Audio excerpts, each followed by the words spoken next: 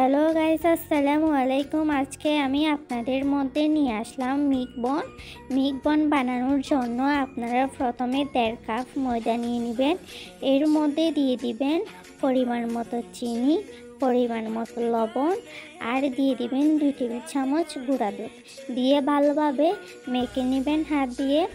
এখন আপনারা কুসুম গরম পানির মধ্যে ইস্ট দিয়ে দিবেন 1.5 টেবিল চামচ দিয়ে ভালোভাবে একটু নেড়ে চেড়ে দিবেন, যেহেতু ইস্টগুলা গলে যায় বা মিশে যায়। মেশানো হয়ে গেলে আপনারা অল্প অল্প করে এই ময়দার মধ্যে দিয়ে একটা ডো তৈরি করে নেবেন।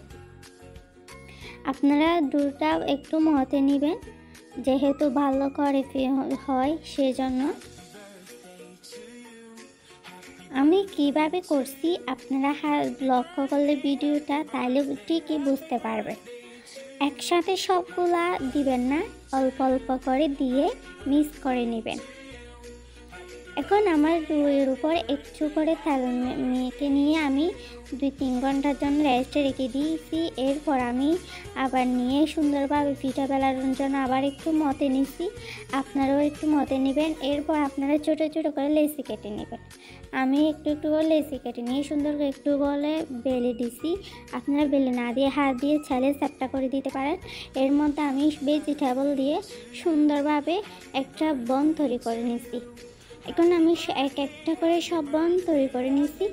এরপর আমি ফ্রাই প্যানে তেল দিয়ে, বেশি না অল্প তেল দিয়েছি, তেল দিয়ে ভালোভাবে তেলগুলো গরম করে নিছি।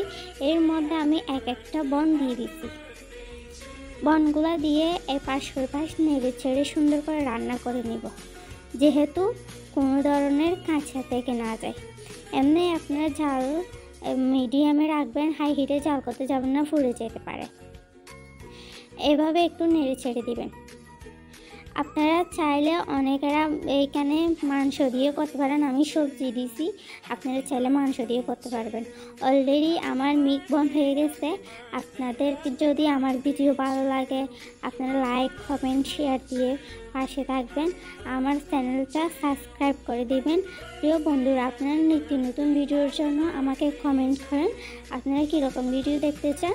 ইনশাআল্লাহ আমি আপনাদের মাঝে সেরকম ভিডিও নিয়ে আসবো। আজকের মতো বিদায় নিচ্ছি। আপনারা সবাই ভালো থাকেন। আল্লাহ হাফেজ।